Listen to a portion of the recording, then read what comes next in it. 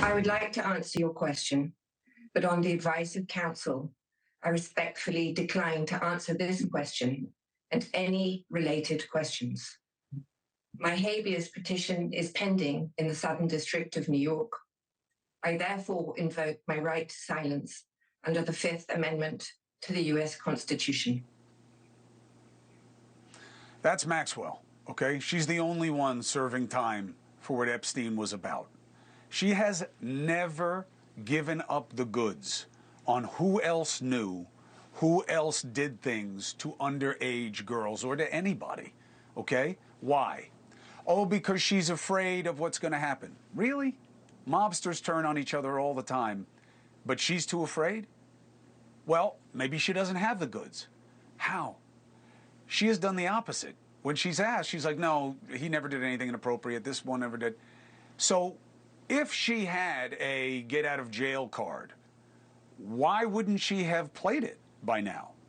However, some believe she does. Some Republican members of the House Oversight Committee are thinking about asking the president to pardon Maxwell so they can get the answers. Isn't getting the answers much more simple than that? Don't they have the answers and are refusing to release them? Florida Representative Paulina Luna has been pushing for transparency in this and other matters, and I want to talk to her about it tonight. The representative joins us now. Thank you very much for joining me, APL. Hey, Chris. So, how quickly would you shoot this idea down? I mean, I was asked about it earlier by, I think, the LA Times. I haven't heard that. She's not getting a pardon. The votes aren't there for that.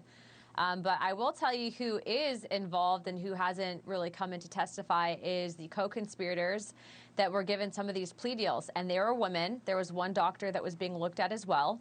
I talked to Cuomo, talked to Oversight. They had requested that they come in. Some of these women are refusing, so we're going to have to send subpoenas. But look, do you really want to know my opinion on all this? Because I think it's probably longer than maybe a few minutes here. But I don't think that we even actually have the full files. I think from what I'd heard, there was destruction of evidence. I think that after, I think it was in New York where they were housing the files during the initial trial, there was a cyber attack. I think a lot of the blackmail was probably destroyed then. And frankly, I don't think that she'll ever get out of prison. I think that she's banking on using that as allegedly her carrot, but she doesn't have the cards. A lot of these women belong in jail that were intentionally trafficking these women, that were getting paid. And then they were given victim status because they were given plea deals by the former, Department of Justice. So I've suggested to the DOJ under former Attorney General Pam Bondi that they reopen this, consider hitting them with civil rights violations, and potentially outside of the statute of limitation. But I'm not at the DOJ. I can only advocate for what I can up to a certain point. And I think at this point, we're not going to be supporting her pardon. Three things. One, you are always here to use the platform as you see fit, Representative. It's not about time. It's about your intentions. You say what you want to say. That's my offer to the audience. Two, Pam Bondi just blew off your subpoena to come testify. And I don't think there's legal justification. And I got to tell you, knowing Pam Bondi, and I do know her a little bit, I'm surprised she doesn't want to sit down because this looks terrible. Shouldn't that be the focus? Not Ghislaine Maxwell. Get Bondi in the chair first. What's interesting is I actually had attended before she left the DOJ, where she came in with Todd Blanche, and she was open to questions, and it was basically where there were no cameras present. Both Democrats and Republicans were there. And what I realized very quickly is, first of all, anytime we can get her in to answer questions is always a good thing, right? But instead of actually using that time to genuinely investigate, a lot of the Democrats ended up saying that they wanted it to be recorded. And then they went out, held a big press conference, walked out in the middle of the briefing. And one of them actually even lied about something that Comer had said. And so I'm all for bringing her in, but I also think that when the intention to actually find justice, is that there, or is this just being used to try to, again, further a narrative that fits a re-election campaign going into midterms? If you notice, Chris, many of those same Democrats that were on my committee in oversight, they voted against the release of the Congressional slush fund. And yet they're sitting saying that Pam Bondi is covering up. Well, guess what? I was personally responsible for 3 members of Congress resigning this last week because of corruption in D.C. So, you know, I've seen a lot of stuff up there. I'm not black-pilled, but what I will say is that I can see through a lot of BS.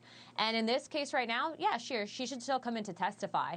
But also, let's be very clear about the optics here, and that Democrats are trying to use this to fit a narrative that, you know, right now they're having a hard time explaining, being that they just try to cover their own butts at the Congressional Slush Fund. Well, look, I get that issue, and I'm glad you're on it.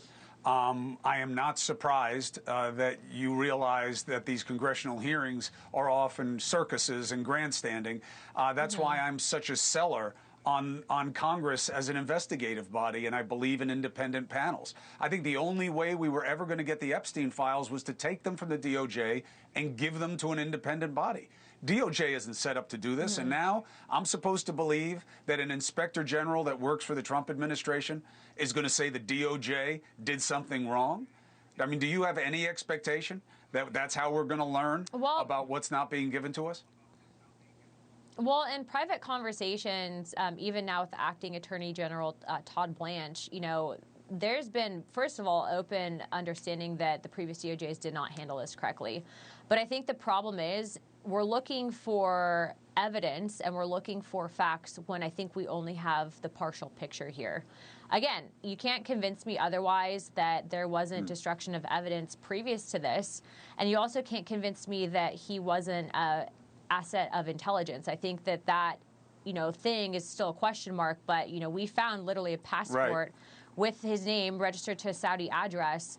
There's a lot there. And then also you have this aspect of, okay, so I've seen some of the files, and from what I'm gathering, the most egregious emails, those were women sending them. But yet these same women were given victim status. Some of them even committed immigration fraud. They're still in our country, and yet we're not supposed to talk about that. Help me understand something. Help me understand something. I think you're right. I am cutting you off right now because you saying that makes me uncomfortable. And here's why. You're a wife, you're a mom, you're a veteran, you're a woman. You are able to say whatever you want to say about women who may have been involved in this, okay? But it is hard to hear that it's other women that are the unknown here in a sex ring that involved young females. Doesn't it have to be about men involved in this?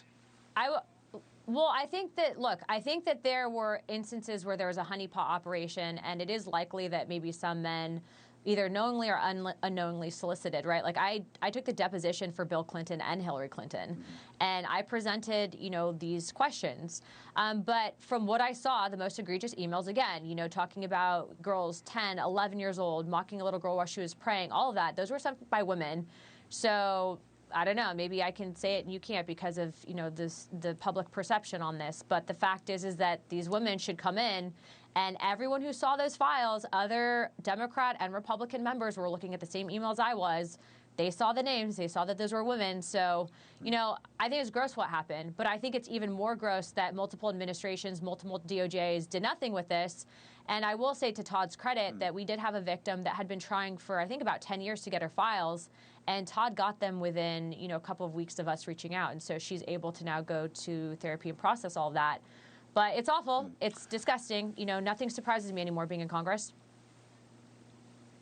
Well, look, that's why it's good that you're there, right? When you lose that, it's time to get out and go into the next chapter. But I appreciate your candor, and I appreciate you being on the show. Representative, best of luck to you doing the job of the people.